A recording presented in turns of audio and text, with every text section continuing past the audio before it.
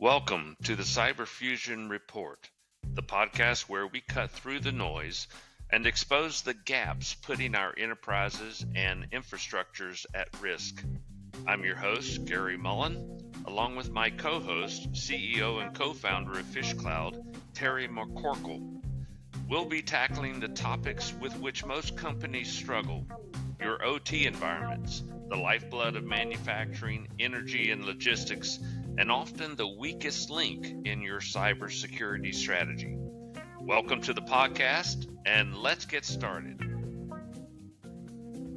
Welcome to the very first episode of the PhishCloud Cyber Fusion Report. I'm Gary Mullen, and I'll be your host as we explore how organizations can protect the click, defend the core, and transform cybersecurity operations in today's evolving threat landscape. We're kicking off this series with a powerful discussion about why traditional security approaches are no longer enough and how cyber fusion strategies are changing the game. Joining me today are two incredible experts. First, we have Terry McCorkle, PhishCloud CEO and founder. Terry's career spans decades of electronics, cybersecurity, red team operations, and building some of the earliest solutions to secure operational technology environments. He's the visionary behind PhishCloud's unified approach to securing IT, OT, and the human layer. As well with us is Chris Wiley, our Director of Operational Technology. Chris brings deep expertise from the front lines of OT security, working directly with industrial and critical infrastructure environments to help organizations close visibility gaps and stop attacks before they become outages. Today, we'll explore what's driving the surge in phishing-related breaches, why OT environments are under unprecedented pressure, and how PhishCloud's integrated approach, combining Phish 360 and our Cyber Fusion Center strategies, helps organizations shift from reactive firefighting to proactive cyber resilience. So, let's dive right in. First question, Terry, goes to you. Cyber attacks today on OT and IT environments are escalating faster and faster, and the stakes have never been higher. What are the biggest challenges organizations face today when trying to secure both IT and OT environments, and why are traditional SOC approaches no longer enough? Sure, thanks, Gary. So, for a long time, I've been working with all kinds of different technologies, both OT related and IT related, and eventually started really looking at the data sets and how different they are. And most organizations actually recognize that, I believe. So, today you have a lot of IT organizations that are siloed, and you have an OT organization that's siloed. And the visibility between those two networks, while a lot of times claim to be segregated, they're actually not. There's ways that, for example, the engineers can access those environments, and that leaves those gaps and vulnerabilities. So today you're seeing attackers exploiting those vulnerabilities, and the attackers are learning very quickly, exactly how you can get into an OT environment and remain hidden for years. Some of the attackers over the years have been in environments for 3.5 years before they actually launched the attack and were then subsequently detected. But they weren't detected up to that point. So what we're facing today as an industry is, because these organizations are siloed, they work with different data sets, they have different goals, it provides those vulnerabilities that attackers are exploiting. In addition to the fact that while vulnerabilities have been tracked and reported for a long time on the IT side, the real tracking and assessing those vulnerabilities that exist in OT environments is still ongoing. And for a lot of organizations, they don't actually have that capability today. So Cyber Fusion Center concepts and bringing that together is what helps to really break down those silos and create unified visibility so that you can respond to these threats and respond to the new attacks that the attackers are using and leveraging AI to do so. I'd like to kind of pile on to Terry's answer and also say that a lot of the changing landscape and that expansion that we're seeing from the attack surface comes from this convergence of OT and IT. where we have this, desire to go ahead and take these previously air-gapped OT systems inside corporate networks and expose them out so that people can go ahead and work on them easier, work on them remotely, not have to travel on a, day-to-day basis. But that has exponentially increased that attack vector. What we used to separate, and have isolated environments are now shared pathways for adversaries. So you get onto the IT network, you're also kind of on the OT network, or at least on the fringe of it. It gives adversaries the ability to exploit and move laterally from the IT side to the critical infrastructure. One of the things that we see a lot is that IT prioritizes confidentiality first, but OT demands availability and safety first. So that when we look at that, there's a fundamental mismatch between the security blind spots that we see and whether neither of these two sides works together well. The SOC tools that were originally built for TCP and IP type protocols don't really work natively for OT environments, so that you can't actually see within those tools the native communications that you would see off of, say, a Modbus or a DNP3 or an Ethernet. There's a lot of behavioral context where you have your folks in the IT side don't talk well from a perspective of what is an OT environment. They don't understand it. You have this traditional OT and IT silo that Terry was talking about. You see behaviors on an IT side, network reconnaissance, someone scanning around in the network, that's just everyday behavior. In an OT network, that is not everyday behavior and should set off red flags. More often than not, anyone who's dealing with a SOC would kind of ignore that as an informational, yeah, there was some ICMP. That isn't something we should ever see in an OT network, and it should, definitely warrant some further investigation. And we're not seeing that from a behavioral context. Well, Along with let's that, we follow up. have one more thing that I Yeah. wanted to add was that in the IT side, things evolve quickly. We move from Windows 10 to Windows 11. We upgrade computers, we upgrade systems. OT sits around for 20, 30 years and has legacy vulnerabilities that have been sitting around forever. And the IT department doesn't really understand how do you deal with either isolating or dealing with the fact that there's going to be a legacy system on your network and it may or may not be segmented. We deal with flat networks all the time.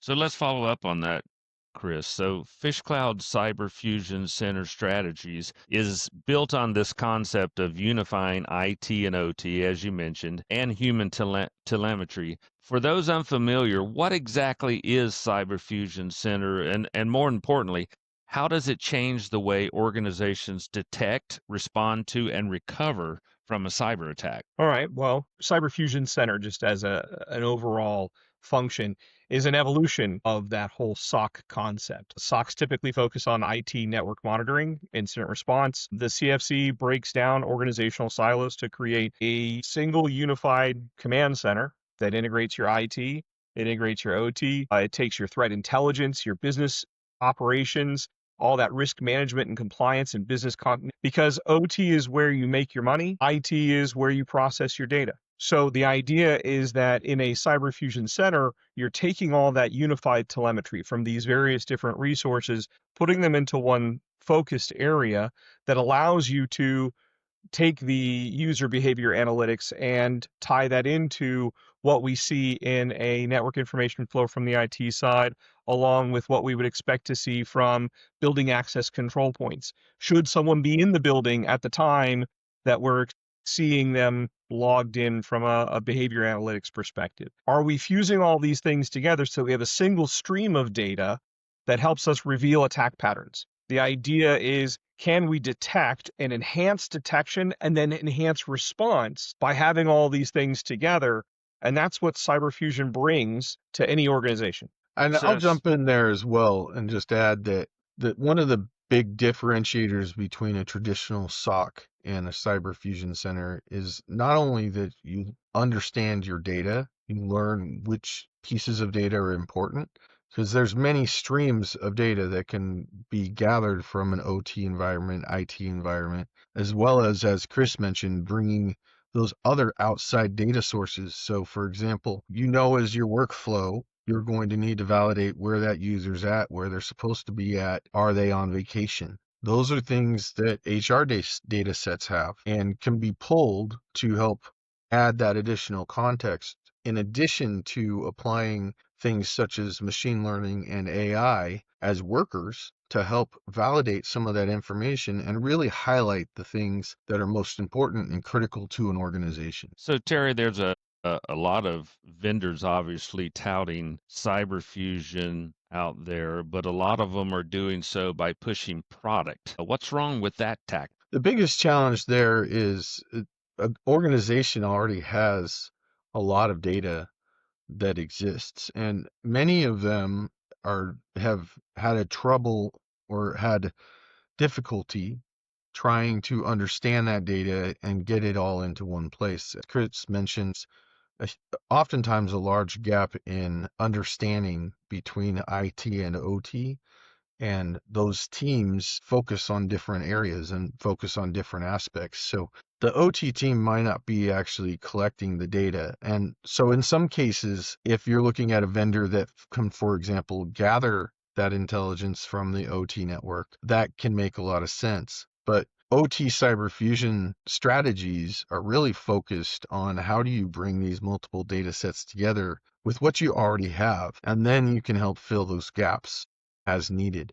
But the key is understanding the data as it is today, and then setting goals for how can we build a strategy to understand our data better and provide context and better visibility, not just to security, but also to the operations team and also to leadership and business operations, so they can understand the efficiencies that can be driven throughout the organization. I'd say Well, that it creates this really dangerous product first mentality that kind of misses the point, right? It's a trap. Vendors are selling solutions to symptoms, not the disease, right? We want to go ahead and treat the disease at its root, not just go ahead and give you a Kleenex because you got a sniffle. They're pushing SOAR platforms, unified dashboards, AI-driven correlations, engines, all that stuff's great. But a cyber fusion center isn't a technology stack. It's an operational philosophy that requires organizational transformation so that you get more out of what you have now, right? We're looking at, if you look at the 5 best in breed security tools and connect them all via APIs, you end up with a bunch more dashboards, a lot more things to monitor, more alerts to triage. And we already have a ton of alert, I don't know, we'll call it withdrawal. People got too many things across their plate as it is. I get overwhelmed, right? So you end up with context lost.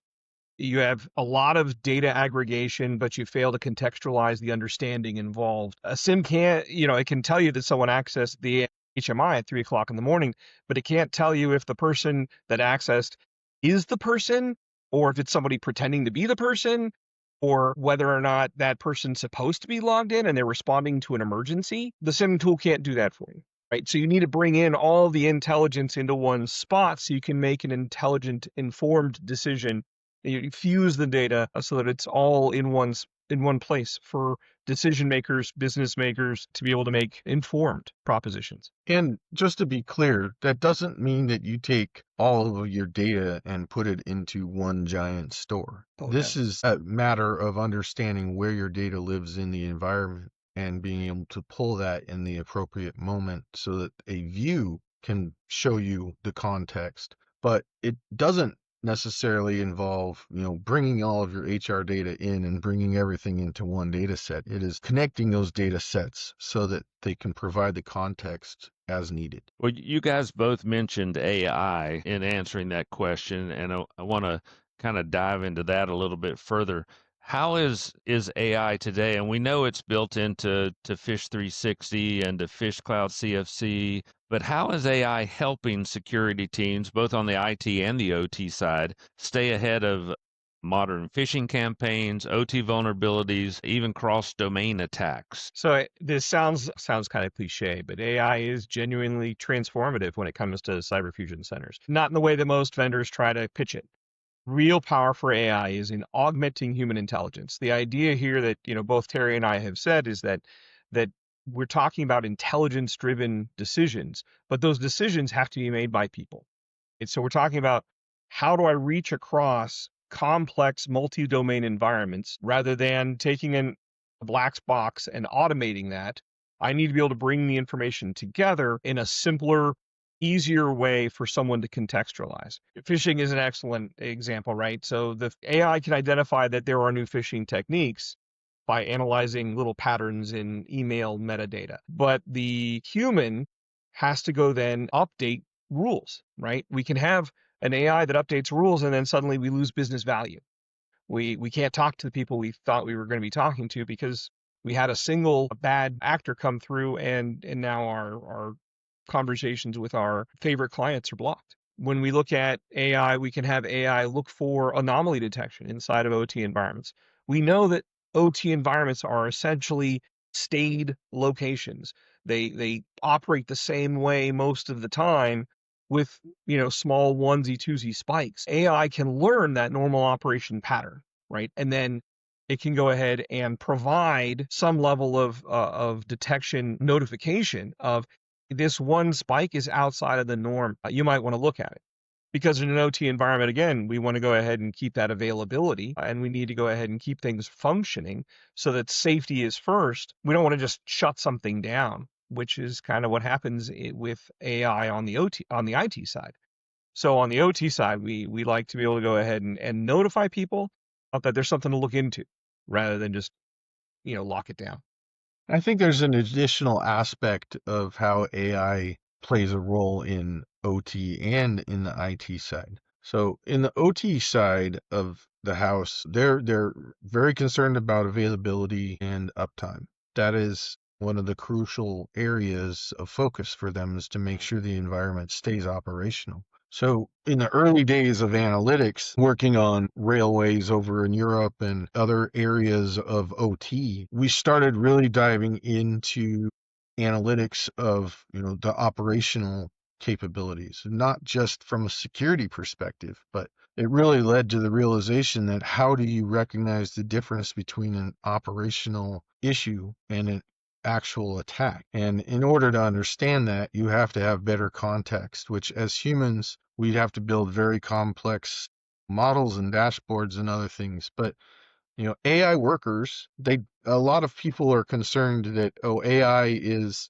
this giant operation that has to live in the cloud. But the reality is AI is a model, and those operational models are available to consume. And that means that you can actually build offline AI that helps in those environments to make decisions and provide context and associate vulnerabilities or associate threats that may not have been associated otherwise with a human watching a dashboard. So think of it as not a replacement for what humans do. There's still a huge need for tuning and monitoring, but it's not this online, you have to send all of your data to the cloud kind of architecture. This is simple to build in-house. It can be built so that your models are being refined and learning over time for your environment. And that's what really helps build to a cyber fusion center concept, is that you have your data, you understand your data, and you're getting context that AI can help with so that you're staying ahead of what the attackers are going to bring, because they are using AI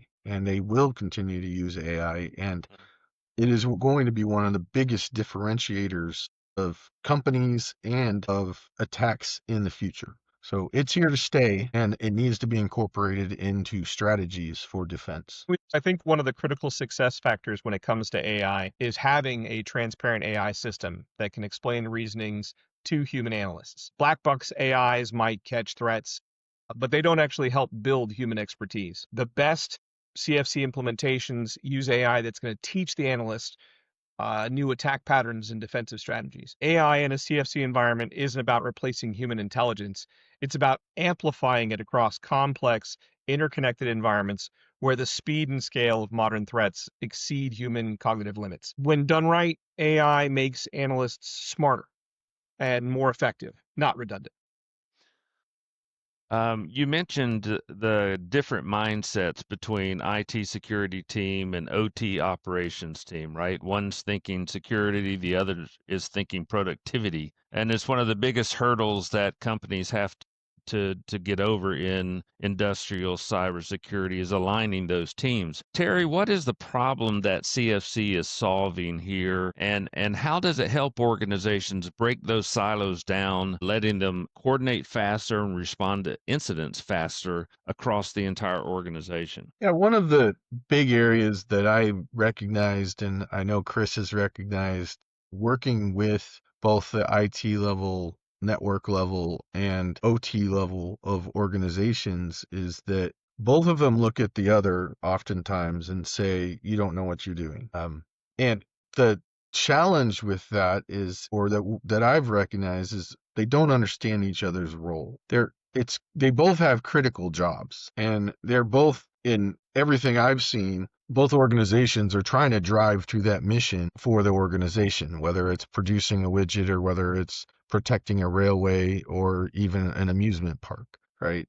Those organizations, they have expertise in the OT side that oftentimes, from a sophistication level, dwarfs the capability of an IT organization. IT organizations have a lot of ways that they can bring in different data, they can mature their data sets, they can implement new tools, but the IT organizations move at a faster rate from a technology perspective a lot of times than the OT. However, OT spends a lot more time in the architecture and engineering phases, and their environments are made to last for a very long time. So I think that's the first thing that they have to learn to recognize, and we actually accomplish this through training and teaching the IT side about the OT side and the OT side about the IT side so they can come together. Because otherwise, what you end up finding is the OT organization has stood up their own authentication servers, their own environments. They have silos within silos, and the OT engineers know how to move around them.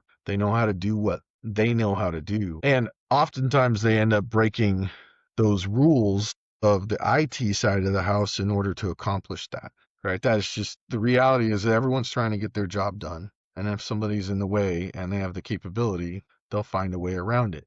That's what we leveraged as attackers, is we would get into an environment through an IT mechanism, a phishing attack, or even a building management system that was sitting on the internet.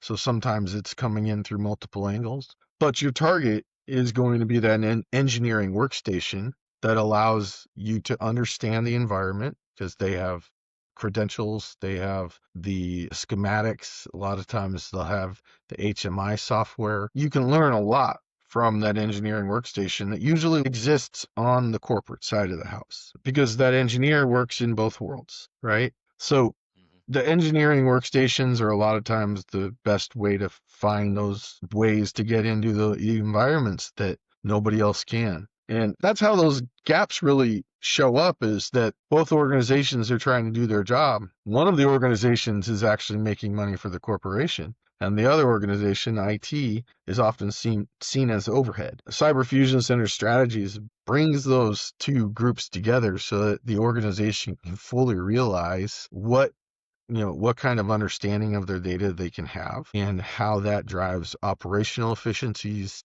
It reduces downtime. It reduces time to realize there was an attack. So that mean time to recognition, or mean time to actually identifying those vulnerabilities or identifying those actors on your network. All of those are things that you need efficiencies in both departments to understand that data. So that's where we help build and break down those silos. Perfect. So talking about the larger threat, and Chris, I'll throw this question to you. With attackers, exploiting everything out there from phishing emails to zero-day vulnerabilities, both on the IT and the OT side, many organizations can't do anything but react. And by the time they react, it's often too late. How does PhishCloud CFC help organizations move toward a predictive level of security, being able to spot those risks before they disrupt production? That shift from being reactive to being predictive is kind of the holy grail of cybersecurity.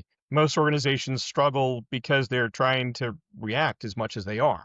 They're reacting using incomplete data and those siloed perspectives that Terry was just talking about. CFCs enable predictive capabilities by creating comprehensive visibility, intelligence-driven threat modeling across all the different attack vectors.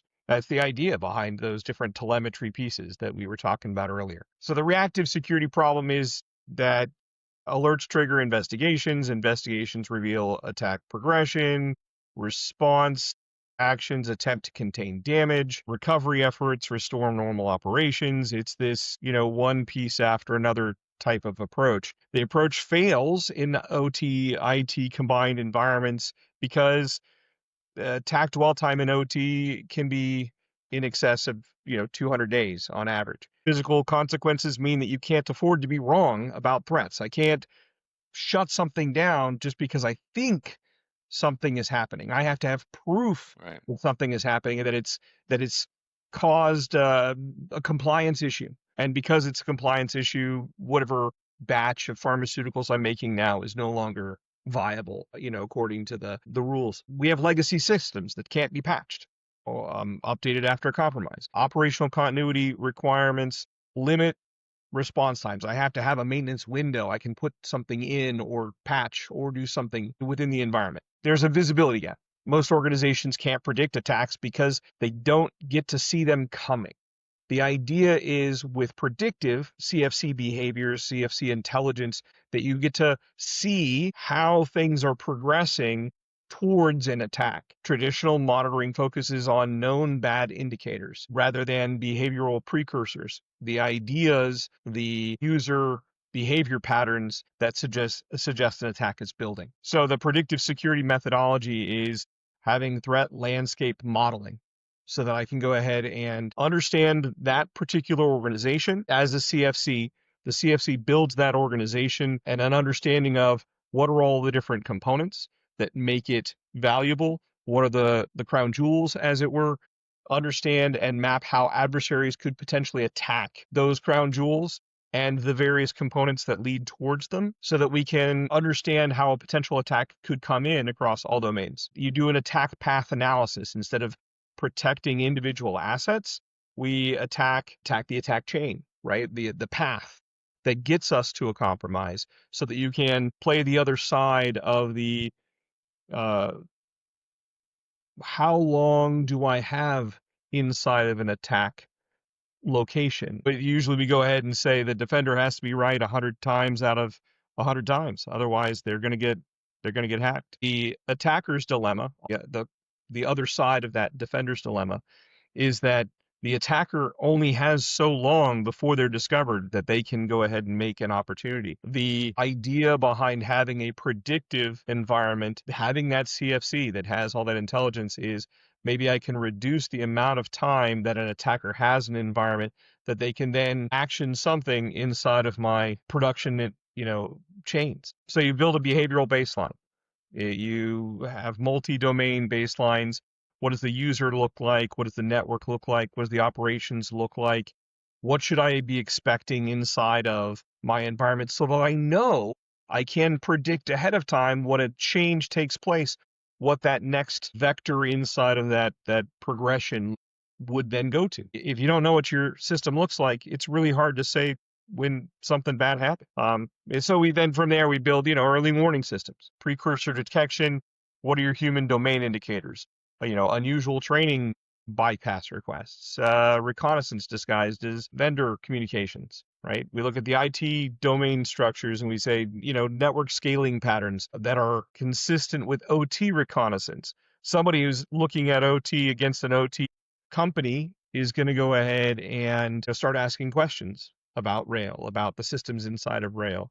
Do we see an uptick in that type of intelligence gathering? Are we looking at discovery inside of a network, right? We talked earlier about ICMP inside of OT networks and how uncommon that would be. Do we have someone producing scans inside of an OT network? That should tip somebody off that this is not normal behavior. And what does our baseline look like? And can we move from that understanding of the baseline to being able to predict that bad things are about to happen? Okay. Great. One last question, and we'll let you both chime in on this. Terry, we'll start with you. For CISOs, security leaders, executives that are listening to this podcast, what are the top 3 things that they should be doing right now to close their visibility gaps and to build real resilience within their organization using PhishCloud Cyber Fusion Center strategies? So the number one thing that I always recommend is you need to get a good baseline. You need to understand what you have from existing tools in OT as well as IT so that you can start creating that baseline and understand what kind of data is available today. The second piece to me is always about training. I have a strong military background, and as teams, you train over and over and over again, and you simulate the attack that you're going to do or the defense that you're going to have, and you do that in a repeated fashion. That is important for a team to understand, especially if they have a combined OT and IT environment. They need both sides to have the training to recognize what the other teams do and to be able to have similar vocabulary. The OT environment has many different types of devices and software that the IT environment does not, and vice versa. So it's critical for your team to understand if an OT engineer is talking about an HMI, what are they talking about? If they're talking about a PLC, what kinds of PLCs are in their environment? Has your team been trained on those? Do you have defensive capabilities for those? If an event happens, what are the actions that are going to occur? It's very common for the IT and OT teams to have different types of playbooks and different types of workflows. OT likes to shut stuff off if it's failing, and IT, for security purposes, if it is an attack, they need those logs. They need something along those lines. So that training piece is critical. And the third is the practice. Training gets you so far, but actually going through the playbooks together is where all of the actual insight is gathered. And that is where teams learn to work together. So going back even to 2010, I was working with teams on how to bring these different data sources together when we did our industrial control system research. And a big outcome of the 100 Bugs in 100 Days project we did was not just the vulnerabilities, but understanding the data that these systems were using to talk to each other. And then we helped actually build some secure operations centers and some of the first OT SIMs, security monitoring tools, so that you could start getting that visibility. But it's important to recognize that it's taken a little while for those technologies to mature, however they have matured, and an organization can get to the point today that they can now have that data stream from different environments and have better context to what they mean. So those would be my 3. Get a baseline, train your people, and practice. See, I would have thrown it down as map your current reality. That's a good way to say it. I would promise you that when your attacker is sitting in your system and he's been there for 200 days, he probably knows it better than your IT team does now. I'll jump in and say when I did red team operations, number one question we got after a 2-week assessment was, how did you learn our environment so quick? And I would always give one answer. Like the answer is actually pretty simple. You're not special. Yeah.